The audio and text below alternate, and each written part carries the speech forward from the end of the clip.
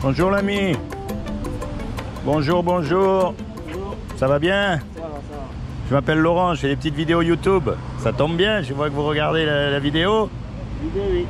C'est génial. D'accord. Vous avez tout? Ouais. D'accord. Et donc moi je pose un petit peu des questions aux gens pour savoir ce qu'ils pensent.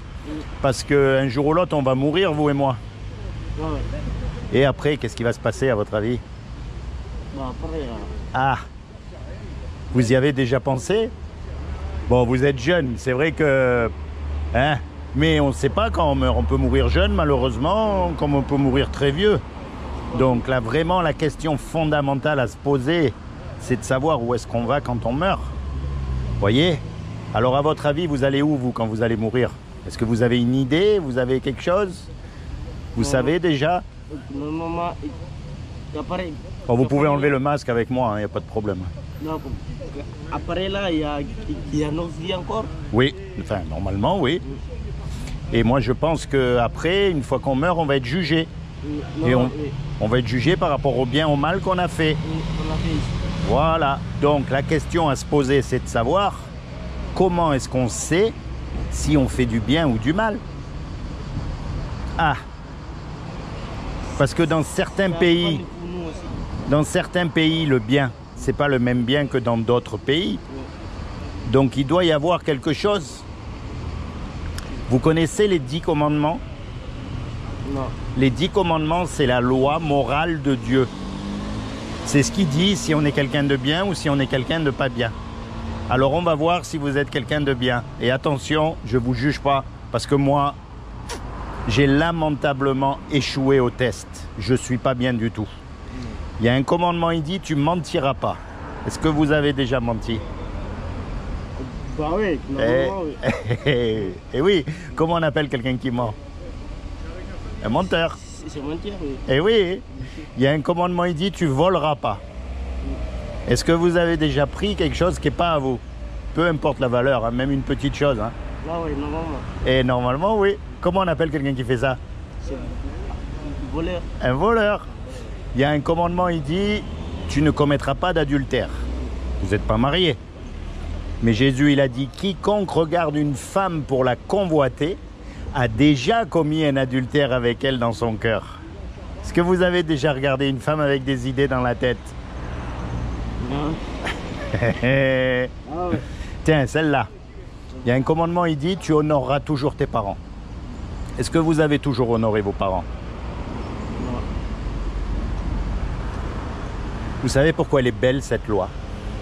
Parce qu'elle montre qu'on n'a pas le droit de se juger les uns les autres. On est tous pareils. Face à la loi de Dieu, on est tous coupables, on est d'accord? Alors maintenant, le problème, si Dieu vous juge par rapport à la loi, vous allez être coupable ou innocent? Oui. Coupable. Et si vous êtes coupable, vous allez au paradis ou en enfer? Non, frère, bien sûr. Ah, et ça, reconnaissez qu'on ne veut pas y aller. Hein? C'est un mot terrible. C'est un endroit terrible où il va y avoir des grincements de dents, des regrets. Il n'y a pas Dieu. Enfin, c'est le pire des endroits au monde. Et on ne veut pas y aller. Ça, c'est ce qu'on mérite tous les hommes. Il n'y a pas un homme qui est mieux qu'un autre. C'est pas vrai, on est tous pareils. C'est pour ça que le monde il tourne pas rond d'ailleurs. Parce qu'on n'est pas bon. Ça, c'est la mauvaise nouvelle, c'est ce qu'on mérite tous. Maintenant, il y a une bonne nouvelle dans l'histoire. C'est que c'est Dieu qui nous a fait. On est d'accord? C'est Dieu qui a tout fait. Un créateur, il aime ce qu'il fait. Un musicien, il aime sa musique. Un cuisinier, il aime les petits plats qu'il fait. C'est aussi simple que ça. Donc Dieu qui nous a fait, il nous aime. Donc il ne veut pas nous envoyer en enfer. Quelqu'un qui nous aime, il ne veut pas qu'on aille en enfer, on est d'accord? Donc il a fait quelque chose pour que vous et moi, malgré qu'on soit coupable, on puisse éviter son châtiment. Est-ce que vous savez ce qu'il a fait? Est-ce que vous voulez savoir? Hein? On ne sait jamais, hein? C'est ça. Mais comme il a trouvé aucun homme de parfait sur la terre, aucun, ni même le pape, ni même le rabbin des rabbins, ni même l'imam des imams, personne ne pourra dire qu'il est parfait. C'est vrai, on est bien d'accord. Eh bien, comme il a trouvé personne, il est venu lui-même et il s'est habillé avec un corps. Il a pris une forme humaine qui est Jésus. Et il a dit, quiconque croit que Jésus est le Fils de Dieu et qu'il est ressuscité des morts, il aura la vie éternelle à mes côtés. C'est aussi simple que ça. Mais quand je dis Fils de Dieu, c'est pas comme nous, on a des fils. Parce que Dieu, il peut pas avoir de relation sexuelle avec une femme. C'est pas un homme. Vous savez comment on appelle les Arabes? Les Arabes? Ouais. Est-ce que vous savez comment on les appelle? Les fils du désert. Est-ce que le désert, il peut avoir des fils? Non. Vous savez comment on appelle les Égyptiens? Non. Les fils du Nil. Fils du Nil? Eh oui. Est-ce que le Nil, il peut avoir des fils? Non, c'est impossible. C'est impossible. C'est une image. Ça veut dire que quand on voit Jésus sur terre, c'est comme si on voyait Dieu sur terre. Parce que Dieu, on ne peut pas le voir. C'est pas possible, c'est un esprit. Ah, oui, bien sûr. C'est pour ça qu'on l'appelle son fils, parce qu'en fait, il est exactement comme lui. Compris? Donc mon ami, moi je t'encourage, pas comme les hypocrites, tu sais, qui vont le vendredi soir à la mosquée, et puis après le mardi, ils ont oublié qu'ils ont été à la mosquée. Hein. Ils font comme tout le monde, hein. Ou ceux qui vont à l'église, tu sais, le dimanche, ils chantent Alléluia, et après ils ont oublié. Non, mais quand tu es tout seul, c'est là qu'il faut commencer à se rapprocher de Dieu. C'est là qu'il faut commencer à lui parler, à lui dire, voilà, moi je suis jeune, moi un jour ou l'autre je vais mourir aussi. Je sais que ce jour-là j'aurai des comptes à rendre parce que ma vie elle n'est pas parfaite. Et donc je veux vraiment que tu deviennes mon sauveur. Je veux vraiment que ce soit toi qui sois mon avocat pour le jour du jugement dernier. Et tu acceptes Jésus dans ton cœur comme ton sauveur.